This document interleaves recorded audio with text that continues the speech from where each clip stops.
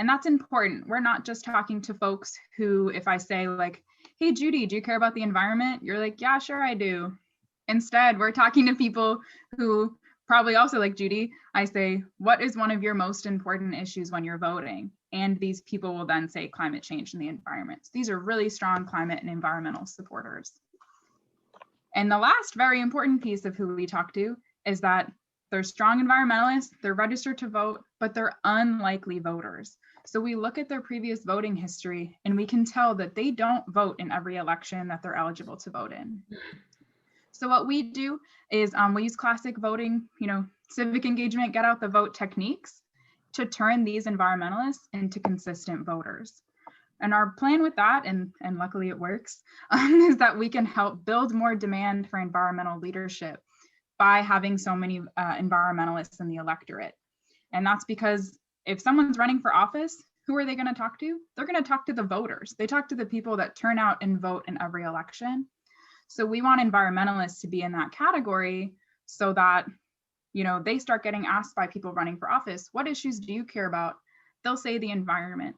And then we'll see more leadership from across the political spectrum and from across all political levels. So we focus on every election. We're totally nonpartisan, and we're just trying to create this wave of environmental voters.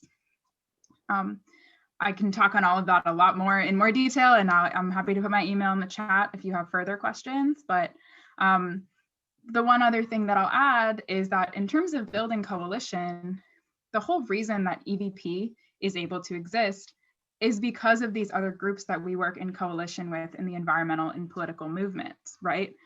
We can target these voters because someone else already helped them register to vote. We can target these voters because somebody else already educated them on why they should care about climate change and the environment. And then what we hope is that once we get them to become consistent voters, they're going to start plugging into other groups that are doing the candidate education and talking to them about who of their elected officials, like how they rate on climate and the environment and which policies they should be pushing for. So we see ourselves as one piece of this movement that's not duplicating other groups' efforts, but is instead just kind of helping move voters along the way so that we can see more leadership. Luckily, Citizens Climate Lobby has been a huge member of our partnership and coalition, and that's probably why I recognize so many of your names and faces. So we can only do this work because of the other groups that we work with who help us mobilize and target all of these voters and get the word out. So I won't go on any further in this intro, but I'm really excited to see the questions that you all have, and I'm excited to pass it off to Chris. Chris Puttock, take it away. Okay, so I'm a Rotarian. I've been a Rotarian for 16 years now, and I'd just like to tell you a little bit about Rotary and the way we are organized. And so I've given on the chat line 3 websites that I'm just going to be referring to during today. So Rotary International declares that they are people of action. And so we are connected. We have something like 1.2 million members in 35,000 clubs around the world. We, as people of action, we are transforming communities. Basically, what we want to do is work locally and globally on service projects. And we provided something like 16 million service hours last year and every year. That's about what we've been calculating we're doing right now. And we're seen as solving problems around the world. And the Rotary International website declares that no problem is too big for us. We have a project of eliminating polio from the world. And so in the last 30 years, we've immunized more than 2.5 billion children against polio. And so over the last 110 years or 115 years since Rotary now has been in existence, we've been bridging cultures, connecting continents and champions for peace and fighting illiteracy, poverty, promoting clean water and sanitation and fighting disease. And from this year onwards, we are going to be recognized as protecting the environment. This is a new area of service that we have. Rotary has a long history with the United Nations. In fact, it's one of two organizations who are founding members of the United Nations. The two non-nations that were in that movement were the Red Cross and Rotary. And so we are there today. There are other organizations there today as well. And so we are around the world. We try and work as closely as we can with the United Nations. Rotary has two guiding mottos. One is service above self, which basically means that Rotarians see themselves as giving back to the community in some way or another, serving the community. And the other one is doing good in the world. And so this is what we're trying to do good in the world. So all the Rotarians are out there trying to do that. We have a yardstick that we use to measure what we do. And that is we call it the four-way test. And it's a four-way test of the things we think, say, or do. And so this guides us. Is it the truth? Is it fair to all concerned? Will it build goodwill and better friendships? And will it be beneficial to all concerned? So these are the guiding principles that we have as to what we do as Rotarians. So I see that as being really important to know the truth. What is the information that's out there that's absolutely true, empirical, basic data that we can use. Rotary has quite a number of causes, and nowadays we recognize around about 10. These causes started really forming in around about 50 years ago. And so peace and conflict was our primary cause back then. This continued on. In the last 3 decades, tackling diseases, polio in particular, and more recently, disaster aid. In 2010, the Rotary Foundation decided that we had so many causes going on, we needed to try and organize them into areas of focus. And so the areas of focus we had back then were basic education and literacy, supporting education, water and sanitation, providing clean water and sanitation and hygiene, disease prevention and treatment, fighting disease, maternal and child health, saving mothers and children, economic and community development, growing local economies, and the other is peace and conflict prevention and resolution, promoting peace. And then from this year, 2021, the environment is included, and that is protecting the environment. And so this now opens up a new area for us where we can actually get funding from Rotary International for the environment. It opens up a whole range of things spread across all of the environment that we can be working on, including climate change. And from my point of view, certainly preventing species loss, which basically helps in our whole well-being to do with environmental services, all sorts of things. So just to complete the picture here, I'm the chair of the Environmental Sustainability Rotary Action Group. We started in 2015, and seeing that there was a strong need for the environment within Rotary, a bigger impact than we've had previously. And so these Rotary Action Groups, what they are is supporting Rotarians in the specific areas that they're working. And so environmental sustainability is to provide the information that's needed for Rotarians to do good work in the world, sustaining the environment at the same time. So from my, in the Environmental Sustainability Rotarian Action Group, we have, so we started in 2015, late 2015. In the last 18 months, we've grown by 300%. And so last week we went past our 1,000th member, and we're likely to double again in the next 6 months. This area of focus within Rotary is growing dramatically and really rapidly. And so anybody can join a Rotary Action Group. You don't have to be a Rotarian. So if you want to become involved in the impact that Rotary is doing, you can do that through joining SRAG and supporting the environment through us. Okay, I'll leave it there, Charlie, and we can go on to the next questions. Very good. Thank you, Chris.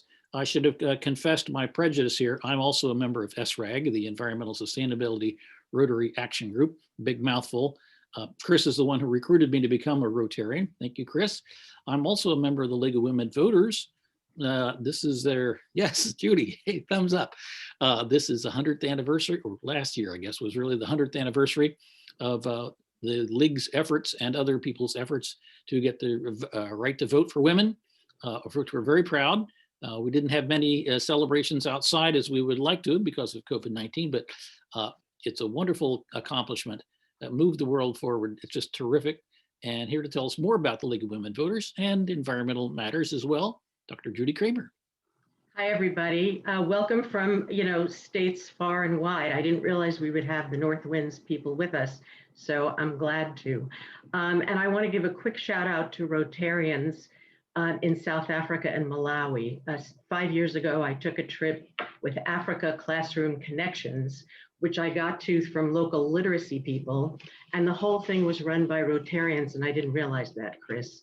So in South Africa and Malawi, we went to classroom after classroom after classroom. We also saw feeding programs, mom and kid education programs. And the whole time I was thinking, go Rotary clubs. I just thought of them as a little group that met in the basement of a little restaurant I would pass on my way to work every day, where it said Rotarians, Tuesday morning, 7 a.m. But thanks for the work you do. I am delighted. I'm trying to be a bridge because I have two organizations that I love represented, League of Women Voters and Citizens Climate Lobby. The League of Women Voters, as Charlie just said, has been around for 100 years. Right as women were getting the right to vote, thank God, there were women, smart women, of course, who said, we're going to have to educate women about what that's going to mean and what is democracy and how can we support it and how can we build it. And Carrie Chapman Catt is one of the women who would think, well, women really know how to do everything. So let's go, let's go, let's go. So the League of Women Voters has been around for 100 years. I have a friend who calls it legal women voters, because we legally now, we legally then were voters. About 30 years ago, we really enthusiastically welcomed men to become League members. So like Charlie and like anybody out there, you too could join the League. You can find out a lot if you just go to lwv.org, and I'll put that in the chat if it's not somewhere visible. The League of Women Voters has over 700 chapters around the United States. There's a state chapter in every state, but then many people, myself included, and Charlie, probably you too, we affiliate with the closest local groups that we have. And I have to tell you, the League of Women Voters, which I've been a member of for over 25 years, pays attention to all the issues that are near and dear to my heart, including the environment and natural resources and protecting the earth. Of course, they're about voting rights. Shannon, you probably coordinated with some League people in all the EVP projects, all the calls and cards. We do voter registration, voter education. We try to say anything we can to make sure that there is civic engagement possible for everyone and information and voters' rights, and we're against voter suppression, of course. So League people run debates with candidates locally and do education about things like what is the Electoral College, Why do we need to get money out of politics? What does gerrymandering mean in our state and in any state? What good could we do to create a democracy that is A, strong, and B, works for everybody? So it's very hard to argue with that, but that's not all, because also the League is interested in healthcare for all, women's healthcare and women having the right to make healthcare decisions. The League is interested in immigration. This year, the League was interested in thinking about and promoting the census. And the League is interested in social and economic justice. So the way it works is that depending on the leadership and the membership of any particular League group, there may be different important focus points going on in your areas. So I'll tell you a little bit about New Jersey, and New Jersey as a state has a sensational natural resources group. As soon as I was invited to be on this panel, I started thinking, I don't create enough bridges between these really smart women and men who are in the natural resource group for the League and CCL. But as is the case with so many of us, you know, we volunteer, we only have limited time. So I had them in two separate parts of myself and parts of my emails. But starting this past couple of years, at the very least, one of the bridges I was able to think of was to make sure I asked all of my League friends to cooperate in, well, really to participate in the Call Congress Day. And being women of action and men of action, many of them called Congress and told me what they thought of the congressman they called, or what the response was when they called. So there are many, many ways to work with the Natural Resources Committee. And just for an example, in New Jersey, and I already heard this mentioned by people in other states, Minnesota, we're beset with many environmental issues, ranging from water issues like sea level rise, flooding. We don't have much drought in New Jersey, although we have stormwater management, water master plans throughout the state. So there's water issues. There's a coastal coalition trying to pay attention to riparian waterways and the coast. And I think that goes on in all the coastal states. We fight pipelines because the pipelines in New Jersey are small and crowded. So pipelines are dangerous here. We've put an effort into talking to every governor that we ever have had, as long as I've been a League member, about the importance of clean energy. So the League has done wonderful forums over the years. The ones I've been most directly involved with, because of my Natural Resource Committee, have been liquefied natural gas and why it's not great, clean energy in general, and all the ways to think about it for New Jersey. What else did we do? We did solar. Oh, well, we did a whole thing on solar energy. And they have done other forums on things like immigration, human trafficking, et cetera. So I'm not going to go on. And I have some thoughts, but we'll see what the questions are about bridge building. It's just that it's really nice to have what I call enviro buddies. And so some of my enviro buddies are CCL people, some of them are Sierra Club people, and a number of them are League of Women Voters people. If I paid attention, Chris, I would have Rotarians who are my enviro buddies and other voting rights people.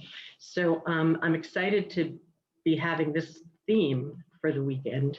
And I was very inspired by the opening for people talking to us about what we need to do. Relationship, relationship, relationship, listen, listen, listen. You know, this is how we can go forward. Okay. Thank you very much, Judy. I'm got a lot of questions myself because it's fascinating to hear all the things that you were saying, even though we've sort of rehearsed this in advance. But there are a number of people who want to get their questions in, by golly. So we're going to go to them first and save me for last if we have any time left over. Cliff has been chomping at the bit to, when can we start asking some questions? So Cliff, do you and Melissa want to take it away? Got some good questions for us? We actually don't have anything yet. That's why Cliff is trying to rally some people here. People have been too fascinated by the conversations without having to think to get on the chat and put in some questions for you. Okay. Actually, let me kick it off with a question then, if you don't mind. Okay. Jeff Turner and I are, Jeff is actually a member of Rotary. I'm actually a member of Citizens Climate Lobby. And one of the things that Jeff and I have been doing here in Maryland is giving talks, climate talks, and also introductory talks to the Energy Innovation and Climate Dividends Act to Rotary clubs here in Maryland. I actually met Karen Kendrick Hands. Turns out Karen is a member of CCL from Madison, Wisconsin. I believe she's one of the founders of ESRAG as well. She's the one that put me on Rotary in the first place, giving talks to Rotary clubs. My question for Christopher is there anything we can do to try to get on the agenda of Rotary clubs here in Maryland? We've got a number that are not responding. We've done about 5 at this point, but there's a whole lot more Rotary clubs in here in Maryland. Any hints about how to get out there on their agenda, and also things that we should address with them? Yes, sure. So the first thing you should do is talk to the chair of the Environment Committee for Maryland, for the Central Maryland, which just happens to be me. And, oh, really? And so you've obviously made a connection now. I have been asking clubs in Maryland if there's anybody who wants any particular talks on any particular subject, then they should, to do with the environment, to talk to me and we can get them connected.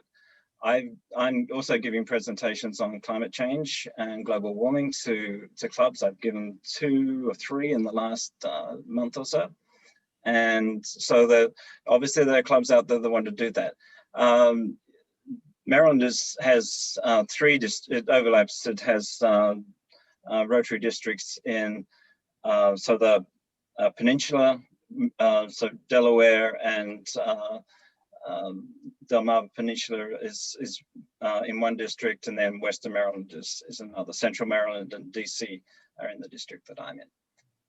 Yeah, but ever since this new area of focus has started for the environment, most districts are now starting to have an environment chair, because generally the 6, now 7 areas of focus that we have chairs for each within their districts. Excellent. Yeah, we're actually encountering a lot of clubs who have never heard of ESRAG, and so one of the things we try to do is we talk about empowering individuals to do something about the climate, and one of the things we urge them to do is to join ESRAG. I think it's a wonderful organization, and more Rotarians should get involved. On the other hand, we've also talked to quite a few clubs that have got ESRAG chapters within their local chapter, and so they're actively involved in ESRAG. So great organization. As I'm saying, we're growing so rapidly. We're picking up about 5 new members a day. Excellent. Right now. That's great. 3 to 5 members a day. So yeah. If you've got any chapters that are interested in hearing about CCL's preferred legislation, certainly we'd love to talk to them. Yeah. Okay. Melissa, do you have a question there from the chat area that you'd like to? We do, yeah. We're starting to get some great questions here. So I have, there's a couple for Judy, actually. I'll start with this one. So Judy, because you had mentioned, fighting of pipelines with the league in the state of New Jersey, somebody had asked, because pipelines can often be very, political and polarizing in nature. And in this particular person's experience, pretty corrupt as well. How do you recommend navigating that tense kind of arena without burning bridges? It's a really good question. And I see that there are some other really good questions about leadership and so forth. I think the person who asked the pipelines question, Abby, I'm not sure where you are, but I'll put my personal email into the chat as soon as I can. Because we have 2 specialists on pipelines in our league natural resources group, but we partner with a whole bunch of other, like there's a big group in New Jersey called Empower New Jersey, EMPOWER. You could just go to Empower New Jersey, and they're, I'll just say it quickly, against fossil fuel projects in New Jersey and against fossil fuels, period, pretty much. But Empower then has beneath them a lot of other groups. So Clean Ocean Action and Conservation New Jersey, etc. So when you're going towards, let's say, something like the Nessie pipeline, which was voted down for now, you really need to look among all your different groups, everybody who works in your state or with industry, and see who knows who. It's the old 6 degrees of separation thing. So who might be able to talk to whom? And the nice thing about CCL is we're all about building relationships, not saying we hate your idea, even though it's tempting. We want to be able to say, how can we do petitions? How can we go to meetings? Can we really look at what you're trying to do? A lot of the pipelines we feel in the league, we feel are not needed because we should not be in such a big business of exporting the power of gas to other countries. And we don't want people going through any of the East Coast states to do it. But we have a person on our committee, Arlene Lowe. She's the pipelines person, not me. And I will try and hook you up with her, Abby. She will have more to say that's specific. And she may even know league people in Maryland, but definitely find out if your league closest to Salisbury, Maryland, has a natural resources committee.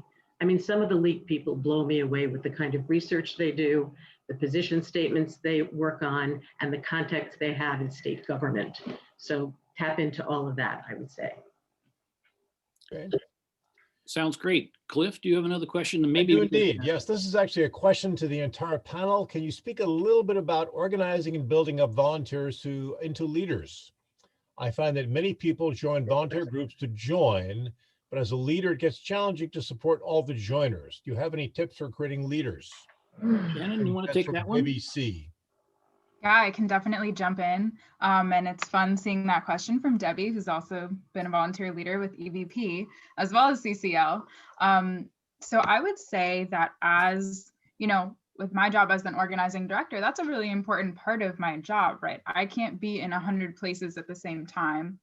And I don't know everything. Like, very importantly, I don't always have the best ideas or all of the ideas. So I think getting more volunteers to not just be joiners, but to be leaders is important for both of those things, partially for like building capacity, but also because it helps your programs be better. It helps bring in more ideas from more people. So I think, as Debbie mentioned, it's extremely important. As to how we do it, one of the best things that I like to do is solicit feedback from folks, right? Like if there's a volunteer who's really active and is taking on, you know, a lot of work, you see the same faces all the time. What I love to do is set up a one-on-one conversation with that person to say like, hey, how do you think things have been going? Like, I genuinely, you're not just like number 3 out of 600 volunteers that we have, but I recognize you. I know you're here a lot. I know you care. Why do you care about this? How do you think it's going? How could it be better? And what I've often found is that people, when asked, have a lot of really awesome feedback and have ways that they could see implementing that, and then empowering that person to actually doing it. Like, you don't need to be an expert. You don't need to do this for a living to be able to make a really big difference on it. So I think what I like to do is start with feedback, start by getting folks thinking critically about the work that we're doing, and then opening up more opportunities for involvement. But I also like to remind people, especially with, I'm sure many of you in here are the very committed volunteer who's like always in a million places, you know, letting folks know that it's okay to step up. And then if you need to step back, that's also okay. What I found is a lot of people get a little nervous to step into a leadership role because they're nervous, it's too much of a commitment. They might not be perfect. They might let you down. That's never my concern as a, you know, and part of an organizing staff. I want to see people do what they want to do, try it out, and then say, you know what, I actually only want to do this once a week, not twice a week. Great, let's run from there. So I would say that's a great recommendation for other organizers, but also for volunteers. Like, if you want to get more involved in a group that you're working with, reach out, say that you'd like to do it, and I'm confident that there's opportunities for you to try it out, and maybe you don't like it, and that's fine. But like, I would say jump in and give it a shot, because you will bring a lot to an organization that in ways you probably aren't even thinking about. It's a pretty thorough answer. Chris or Judy, do you want to add anything on to that? If not, oh, go ahead. But I'll just add, that was a great answer, Shannon. I couldn't have said everything better. But I think it's also important to ask people, maybe not in the group, like sometimes when a volunteer is asked for in the group, it's a little hard for someone else to raise their hand because some of those misgivings or reservations they might have that Shannon mentioned. So it's great to just reach out directly and say, I wonder if you'd be able to help me with X or Y, which would you prefer? Or, I think that so-and-so could use help with X or Y. Can I link the two of you? Because a lot of times a direct request, they're already there because they're interested. A direct request is more useful than just a request for, does somebody want to take charge of this? And if I could add something, just that most organizations have an opportunity for everything with anybody's particular gifts. So, I run a non-profit for growing native plants that are, these are local endemic, local species, local ecotypes. And so people come to me and say, well, what can I do? I've got black thumbs. And I said, I need photographs taken. I need database collected. I need, so there's just so much that even though you might have a very narrow, what appears to be narrow focus, there's such a broad range of activities that are associated that make the operation work properly. And so the chances that you can fit in, you have an idea, this is a really great place to go and work. The opportunities are really wide if you can just be thinking about where the person fit into the system. Very good. Let's go back to Melissa to see if she's got some other good questions for us. Yeah, I have one specifically for Shannon again too. So Shannon, when one of our attendees here had phone banked and texted for EVP, understandably, there were plenty of interested folks and a lot who were hostile as well. So they were just kind of wondering what the overall success rate in finding the voters, wound up being. And maybe I'll kind of add to that too. Do you have like approaches for, higher success rates? Do you kind of have like certain templates or scripts that you find kind of work best for getting people interested? Absolutely. So with EVP's model specifically, so this isn't how every voter turnout group works, but for EVP, since we are looking for, as I mentioned earlier, that like pretty specific group of people who are strong environmentalists who are registered to vote, but unlikely to vote, we build our own statistical model to identify those folks. That model is specific for every single state that we work in. It's not a blanket. And we redo that model every other year or so to make sure that it's still as accurate as possible. That being said, it's based on a lot of data points and it's based on a sample size that we build out to a bigger model. So all of our testing shows that it's between 90 and like 98% accurate at identifying an environmentalist.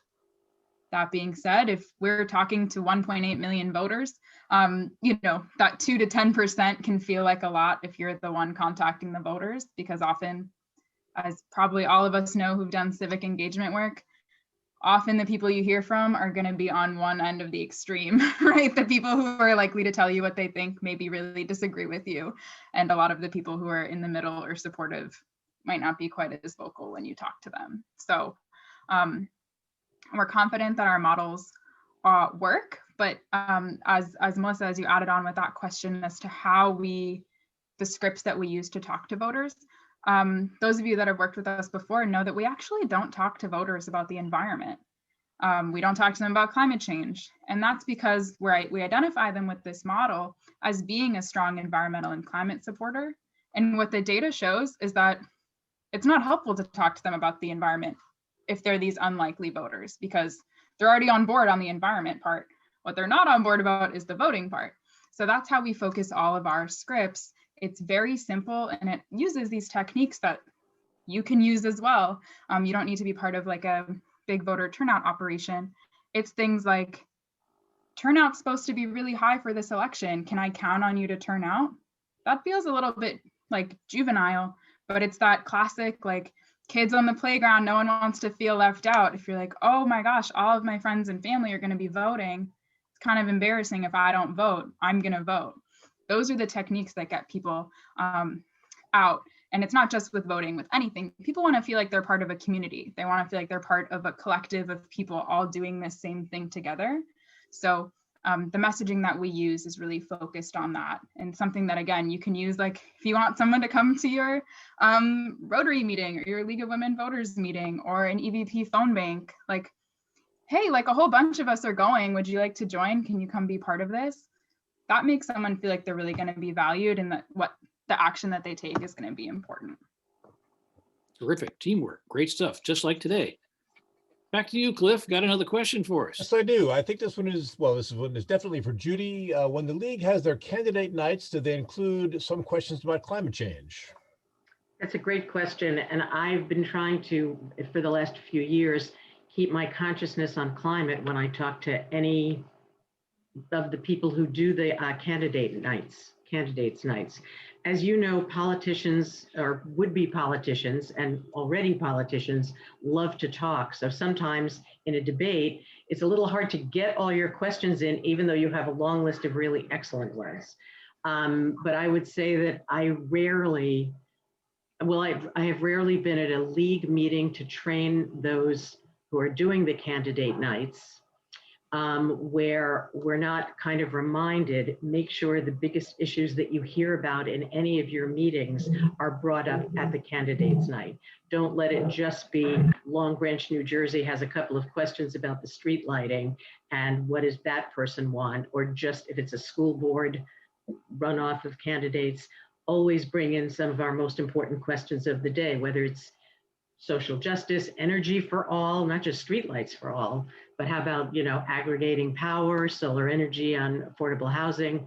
So whoever's kind of, what's a good position to take in those candidate nights, which is what I usually try to go for personally. I don't like to be the moderator because it's a lot of pressure. I like to be the question sorter. And then as the question sorter, you can always do this in an organization. You have a lot of power.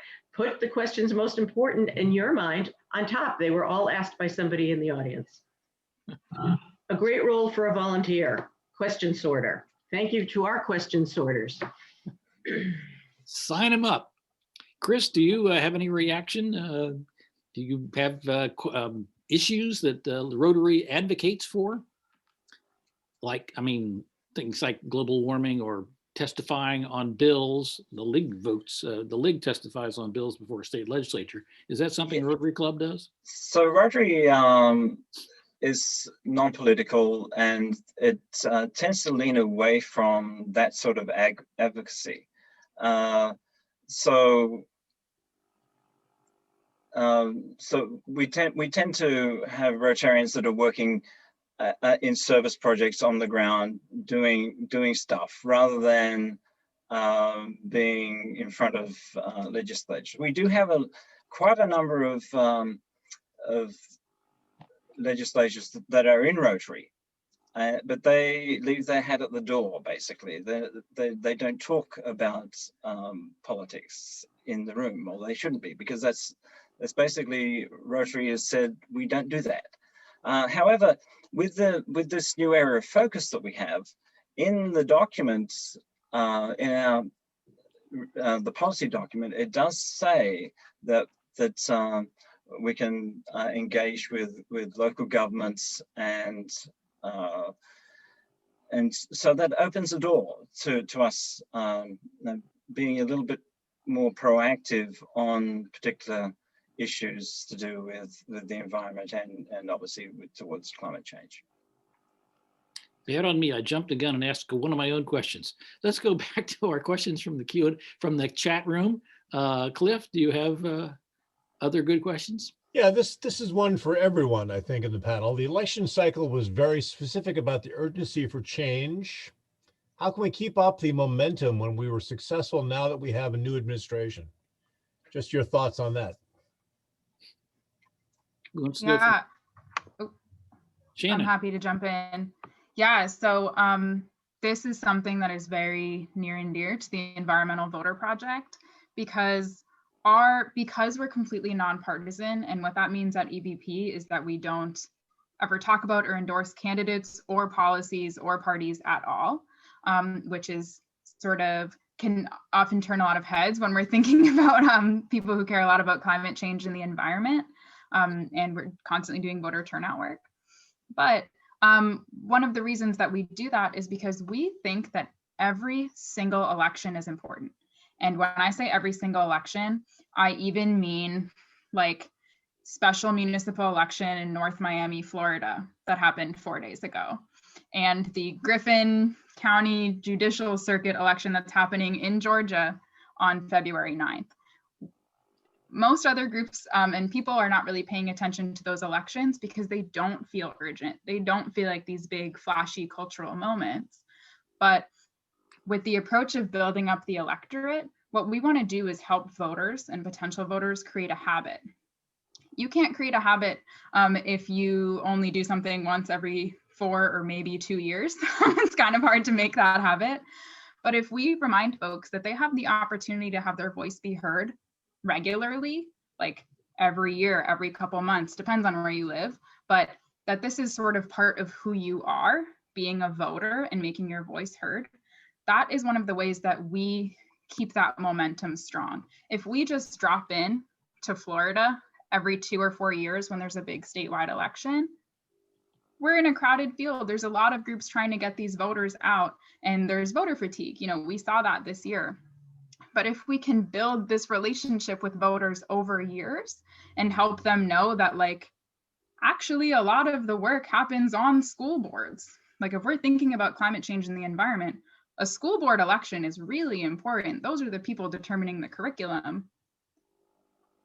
Folks know that it's not just urgent every 2 or 4 years. The people that we're building in our leadership on the ground on a local level have a huge say, not only in what happens in your day-to-day life, but also as we're building up the political will and we're building up support for these bigger elections. So that's something that we work on at the Environmental Voter Project is reminding people that actually these smaller elections are the exact time that we want to be talking to voters and building that momentum, so it's not just this big surprise every couple of years, that the work, we can keep doing work all the time to make that change.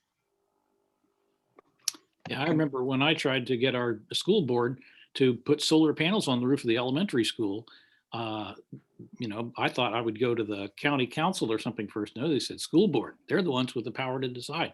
Guess what? They never returned my call. So dang, have to run for school board, I guess, in order to get my way when it comes to the solar panels on the roof. Oops, there I go, running my mouth again. Melissa, have you got another question for us? We do. Yeah, we do have one more. This one's for Chris. So Chris, one of our attendees, is wondering what the political diversity of Rotary and SRAG looks like. Does it skew one way or another? Is it kind of community dependent? Okay, I would say that generally Rotary in the United States skews to the right, and SRAG would probably skew very much to the left. That doesn't mean the same across the whole Rotary world. The Rotary around the world doesn't see climate as being a political issue, whereas in the United States it does.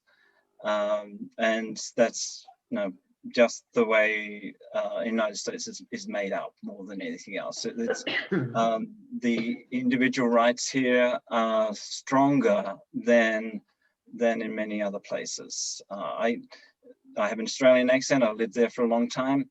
There, where we say something is compulsory, we all feel that this is a part of belonging to the community, and so we act on a community basis. So voting in Australia, 99% of people vote in Australia.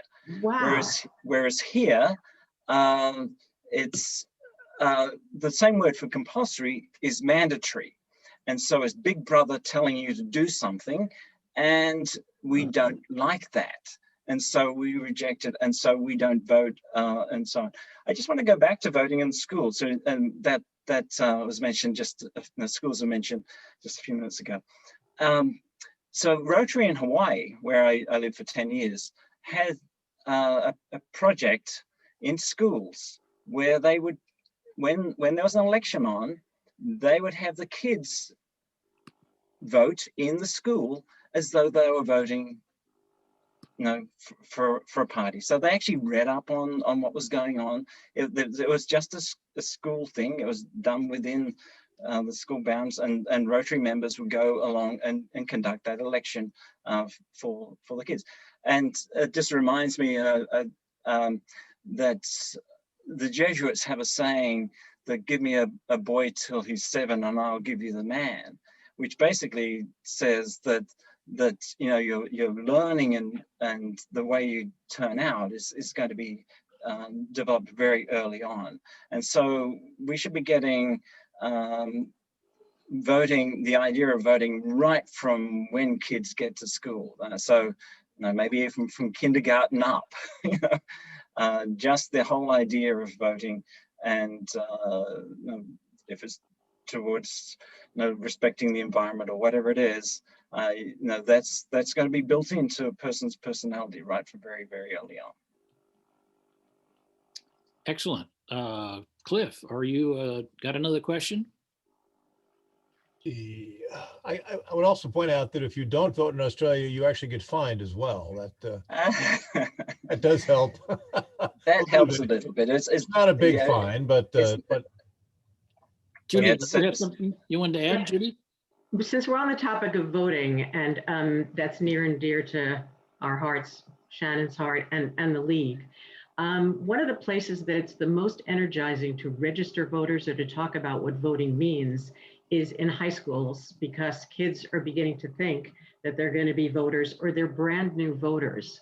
So if you were going to do anything to register voters or talk with people about voting and your energy is flagging because it's, you know, we have to keep on keeping on with everything we're trying to move forward, go to a high school. And although there aren't civics classes in high school, as there may have once been, there's a person in my League chapter who's been teaching civics classes in the 2 high schools nearest to her for years. And they just have given her this opportunity to teach civics. But you can go to an economics teacher or a history teacher or a political science teacher if they have those, or an English teacher or a health teacher. And often teachers are delighted to have somebody come in and talk to their class about a specific topic, be it voting, be it worldwide service organizations, or certainly anything having to do with climate change. How do you get to the teachers, Judy? Or you have to talk to the principal first in order to find which teachers would welcome you? Well, I usually see if there's anybody that I know who knows somebody, but failing that, I go right to a guidance counselor. Failing that, I go to the vice principal. The vice principal is often the disciplinarian in a high school, and they're happy to have a different kind of request. So I'd say vice principal or high school counselor. Swell. Thanks for the tip. Melissa, do you have another question for us? Yeah, we have a really nice, thoughtful one here. So this is kind of for everyone. How are you holding up during these challenging times? How are you caring for yourselves? And maybe more importantly, how do you support the care of your volunteers in your respective organizations right now too? Let's not always see the same hands, class. As long as we're in high school.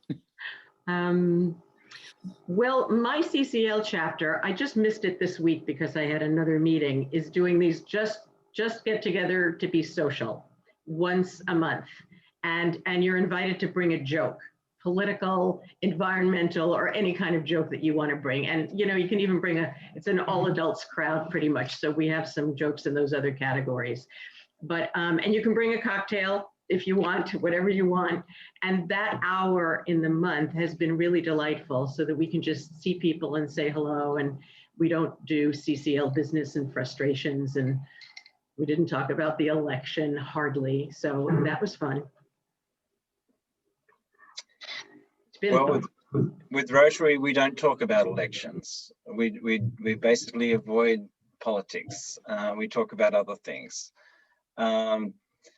So, yeah, I'll leave it there for the moment. I think the question was about how do you keep your volunteers pumped up in trying times generally, whatever that is, lack of an economy or something along that line. Yeah, and certainly Rotary meets weekly and bi-weekly now, some clubs. we're getting tired of being virtual. Everybody wants to get back together because it's, we like to have a meal together. So basically eating around a table, discussing. Here we bring in, as Cliff mentioned, we have speakers. So there's a speaker from the community virtually, every time we meet. And so we're hearing a different aspect of what's going on around the society, or else we're hearing about projects that Rotary is doing in various places around the world. We were obviously doing a pretty good job of keeping your volunteers pumped up, because your SRAG group keeps growing by a lickety split, and you got people from all the way around the world. They're not going to get together to break bread together. So thank goodness for Zoom that they can get people from India and South Korea and everybody get together for the SRAG meetings. Well done. Judy, again. Before you jump in, Shannon, I just want to say one other thing. A friend of mine who's in a CCL group on the West Coast, they did Secret Santa, but in a very fun way. Everybody got the home address of one other person in the chapter, and they have to send them a little card saying, "You are great, keep doing what you're doing, see you at the next meeting," whatever. A little encouragement card without a return address, because it's secret pen pal. And anybody who's ever contributed money to an environmental group probably has some really cute postcards. WWF, really cute cards. We want to use up those cards in our lifetime, and people love to get real mail. So the Secret Santa mail buddy, I would suggest. Good tip. Shannon, you got something for us? Yeah, those are really good ideas. I think that it's a challenge. I think, as Chris mentioned, especially all virtual, it's harder to have those spaces that would otherwise, that's like what brings someone back to volunteering and organizing, is the people that they meet, the friends that they have, looking forward to seeing folks. That's what gets someone from being like a casual volunteer, I think, to doing stuff long-term. So it is important, and I don't have like a perfect answer, but something that we do at EVP is that maybe it feels a little counterintuitive, we try to have like way more volunteers than essentially we would like strictly need to get the job done. And what I think that allows for is for people to step up and to step back when they need to. If like only one person is able to do something and they really need a break, it can be sort of not a great pressure, because it's like, oh my gosh, this is too much. I've been doing this too much. The news is overwhelming.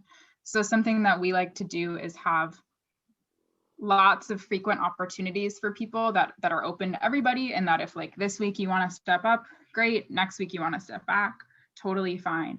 But another thing I've realized, because this is my job, like I do this work for my work, but for a lot of our volunteers, what we've actually heard is that doing something tangible, volunteering and like talking to voters, making a difference, even though it can feel challenging in the moment, it actually does give people that outlet to do something that feels more productive than like being glued to the news. So something that I try to keep in mind is keep having the opportunities for people, keep putting them out there, and allow people, like if that's cathartic for them, to feel like they did something for an hour and talk to voters and made a difference. Create that opportunity for them, and then tell them how much it mattered. Like, we're big on numbers, we're big on metrics. Like, this is how many voters you talked to today. And to put that in the context of a community, I think is really important, because if like you had 2 bad conversations and someone yelled at you, you're probably not going to leave feeling great. But if you say, all 25 volunteers that were doing stuff, this is how many positive conversations were had, even if you didn't have that positive conversation, you feel like you're part of that group. So that's, I think, what I would add to, in addition to what Judy and Chris mentioned. Cliff, you got another question? Oh, let's see. First of all, when's our time up, Charlie? Oh, just a few minutes now. We're 3 3 minutes. minutes left. Okay, very good. In that case, we have one more question. This is for Judy. And is there any difficulty in doing a CCL presentation in a public library, say to League of Women Voters, because we have the word lobby in our name? I've actually bumped into this myself and had to swear to a local library when we were trying to table outside their library that we weren't, paid lobbyists. So, I could look into that, and I noted that somebody, I think Debbie C, put in a link to something from CCL that might help with that. When I've ever gone to do talks, I usually do it right at the place where the people are meeting. So I can see the point of having a library where other people could even join a meeting. You know, if you're a regular library patron, or if you know someone who works in the library, you could explain yourself, or you could put exciting, nonpartisan environmental issues to be discussed on so-and-so, and then just put CCL small with a little explanation. I'm big on, you know, like, what's it called? Where you get permission, you get forgiveness. Don't ask for permission, look for forgiveness later. Just find a workaround is what I would say. Speaking of workarounds, could anybody who's more skillful than me just please put my email into the chat for everybody? I noticed that it keeps going only to one person. And I am Dr. Judy Kramer, drjudykramer@gmail.com. Couldn't be easier.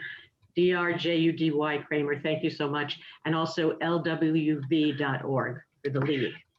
May I add to Judy's comments there that the league does lobby. I'm a registered lobbyist for the League of Women Voters. I go and testify before the state legislature. I'm a lobbyist, an unpaid lobbyist, but it shouldn't stop anybody from Citizens Climate Lobby from talking to the League of Women Voters, because they're all for issue advocacy. They're nonpartisan.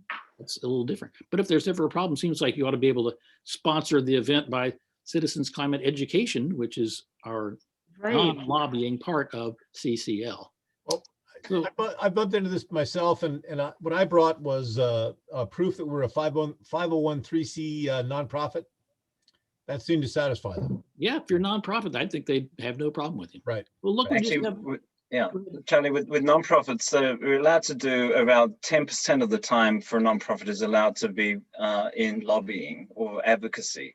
The rest of it, because of the regulations with the IRS, you're not supposed to do that. So, yeah, in Hawaii, with the Hawaii Conservation Alliance, I was going to say something about that today, but I haven't had time. But I started the foundation, the Alliance Foundation, so that we would have the opportunity to lobby and provide advocacy to the legislature in Hawaii with 10% of our time without getting into trouble. well, we're getting to the end of our hour here, and I thought I'd sneak a last chance for all of our three presenters to give us some closing comments. Chris, I'm glad that I got this far without having to ask for any subtitles for the way that you speak. I love your accent.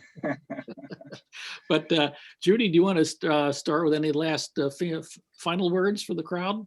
Well, I'm going to make a commitment to use the theme this weekend to force me to think more about bridges to other people. I know everybody's busy, even during the pandemic. It's so easy for people to join anything now by Zoom. They don't even have to get in their car and go to like a place that isn't right close to them. So let's all make one commitment to bring a friend, tell a friend, go with a friend to their organization, and then tell them about ours, so that we can bridge one person at a time through our relationships. Chris, any final words? Yeah, so I see that we have so many organizations. We have 30,000 nonprofit organizations in Maryland. And each one of them has their own focus. And we just need to work out where we are, what we're doing, and how to link with them as partners. There's an amount of security that each organization has. They're worried about people snagging their membership and taking over. But I think we just have to find our own spaces, do what we want to do really well, and find out the links between everybody else and make the connections together. Well said. Shannon? Yeah, I think Chris made an excellent point that I think something to think about over these next few years is think about what you care the most about, try to plug in with a group that's doing that, and then think about where those common touch points are. You don't need to be always aligned on everything, but there are going to be those common points. And when we can find them, we can get a lot further when we work together on them. Very good. Well, thank you all to our panelists and our technical backup crew.